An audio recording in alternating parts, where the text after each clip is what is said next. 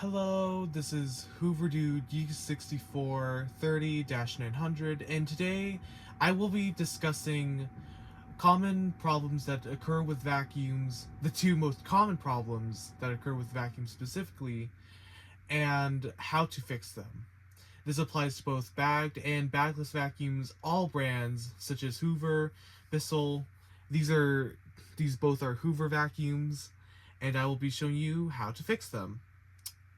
So let's start off with the most easily fixable problem, clogs. So clogs. Clogs can happen anywhere, though they commonly happen in the hose. So if your vacuum doesn't have any suction whatsoever, you want to check if it has no suction and the motor sounds high-pitched, you want to check for any clogs in the upper and lower hose. You should be able to take off your upper hose like this. This one has a detachable hose. Though all vacuums should have, whether it's held in by a few screws or this twist-on mechanism. And you should drop something small and heavy like a screwdriver bit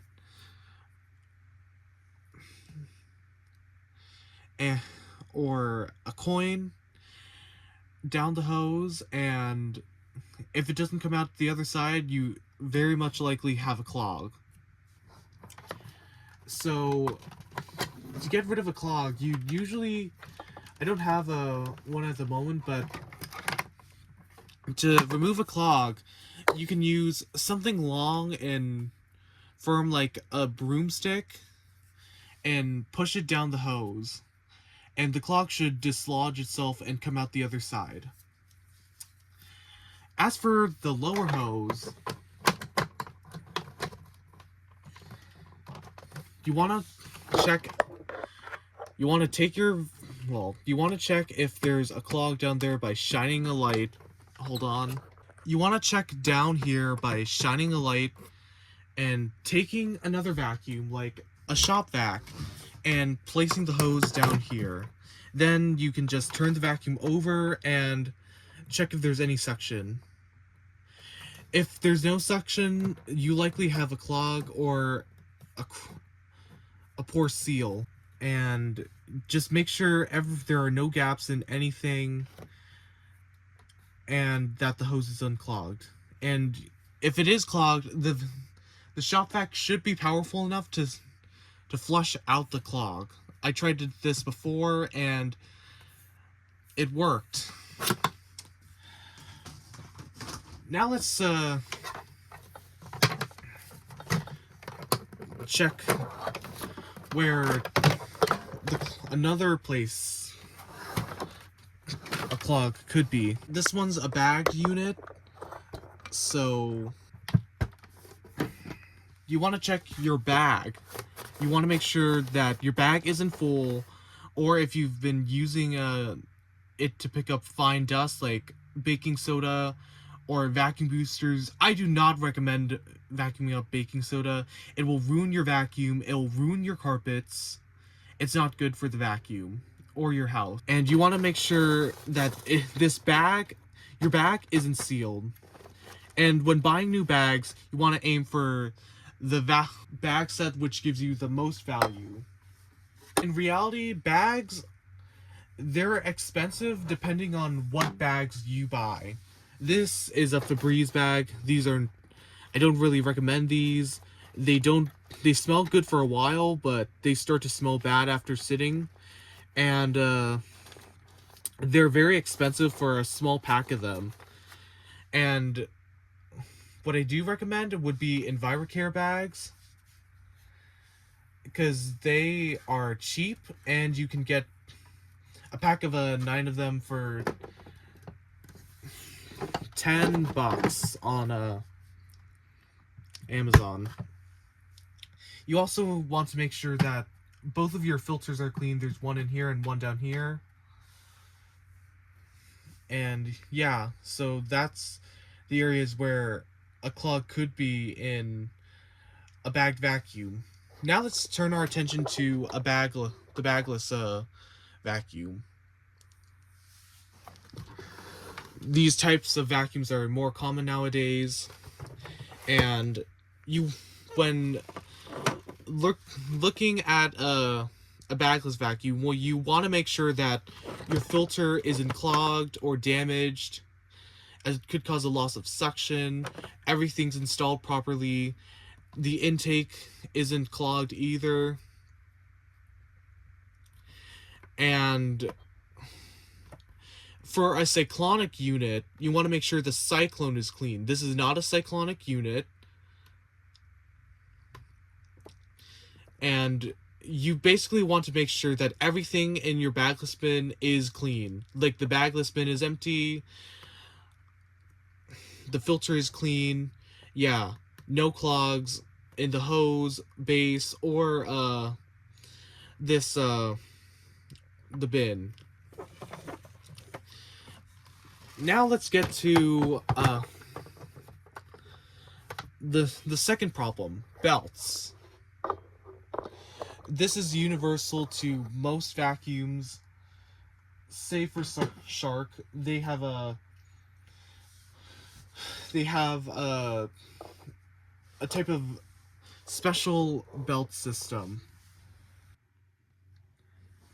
So when looking at a belt, you want to make sure that it has good tension. This one I newly replaced. I have a link to a video on how to replace the belt on this unit, but generally it applies. This is the case for most vacuums. You want to use a Phillips head screwdriver to unscrew all the screws holding in the brush plate.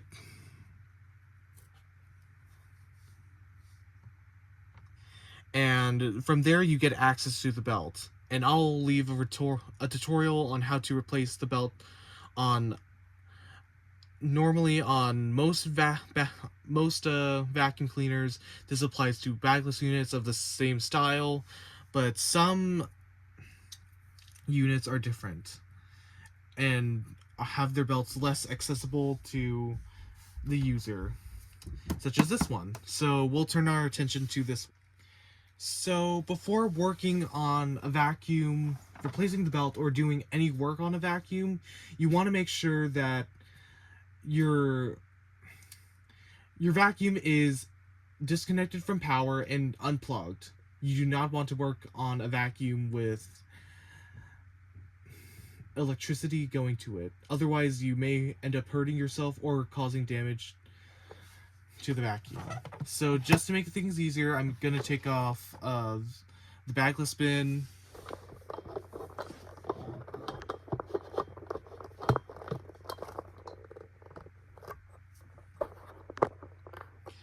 And to get to the belt on this unit in particular, some other units may use a similar style to hold in the belt. You will need a Phillips head screwdriver and your new set of belts.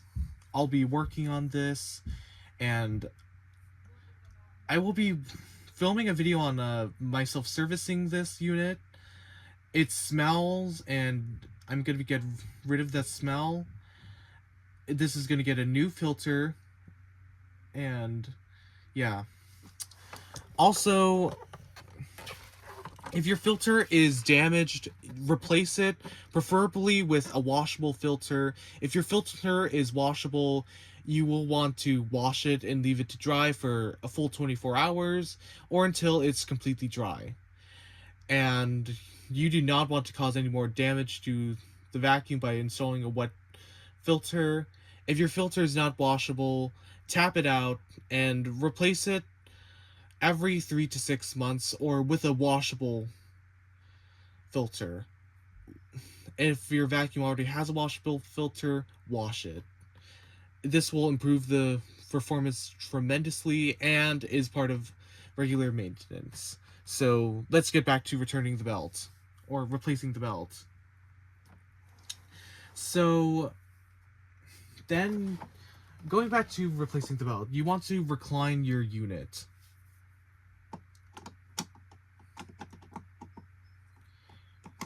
You don't have to recline it fully. The manual says you have to recline it fully, but in this case you don't have to. And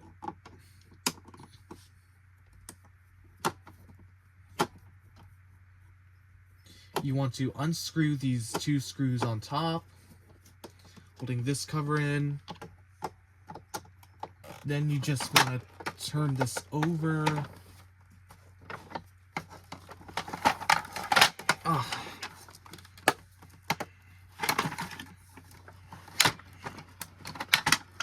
And then once you have all of your screws out, you can remove this cover. And then finally, you want to unscrew these two screws, and you'll get access to the agitator and belt.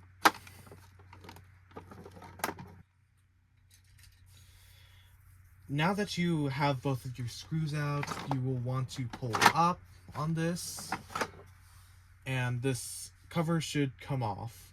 So when you have full access to the agitator and belt on this unit, you want to take out your agitator and remove the belt from this motor shaft. This is the motor shaft. It's part of the motor, and when looking for new belts for your vacuum, you want to get the right belt and use your model number to check for the type of belt that you need for your vacuum. This one is very stretched out, and you want to make sure that you'll remove all the hair off of your brush roll if there's any. This is a pretty severe example. I already cut off some hair. You can use a cutting utensil like scissors to get rid of the hair. And yeah, if you're able to, you can also take off these brush end caps to see if there's any hair blocking it, and you want to make sure that this turns freely as well. So yeah, I will be servicing this Hoover, and I will show parts of this Hoover getting serviced along with the bin getting washed. So yeah, washing your bin is optional, but it is ideal, especially if you're trying to improve the suction power on your unit or trying to get rid of a clog, as that'll clean out everything, and you may find the clog was in your bin. So yeah. So now that we're back from putting that bin in the bathtub, this is completely optional, but you can take your shop vac and clean it up.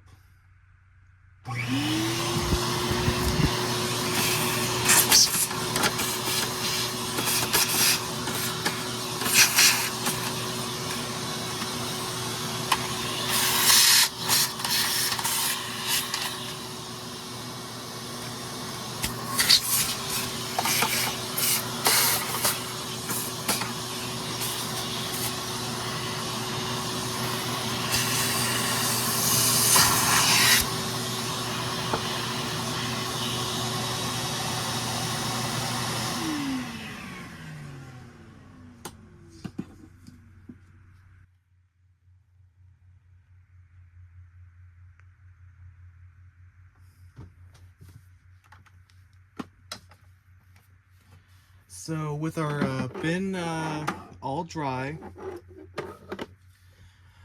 I use my air mover. Now we can just install our new filter. This is an EnviroCare filter.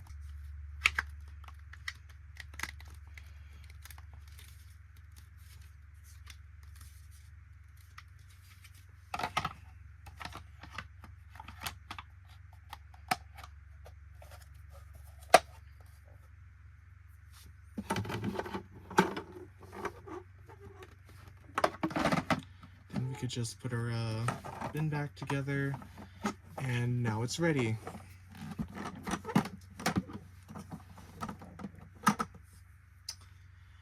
So this is the belt. This is not snapped, but it's very worn. You should always change your belt every 3 to 6 months, like I said earlier. And this is how stretched out the belt is.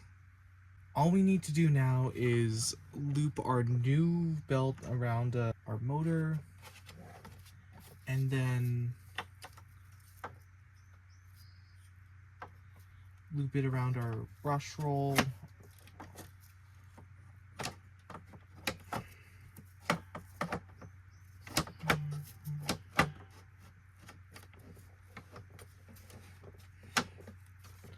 And make sure to agitate the brush roll, well, turn the brush roll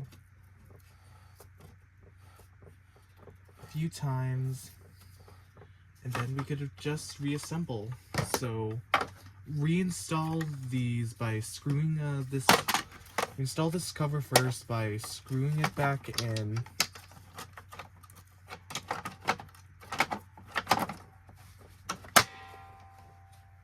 So now that we're done replacing the belt, you can use your vacuum and make.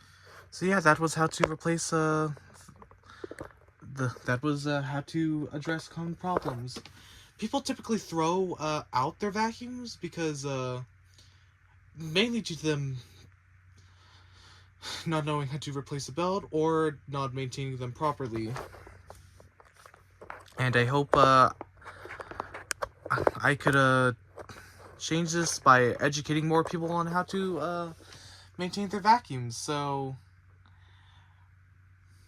yeah, thanks for watching. This is a Hoover Dude U64-U6430 signing off. See you later.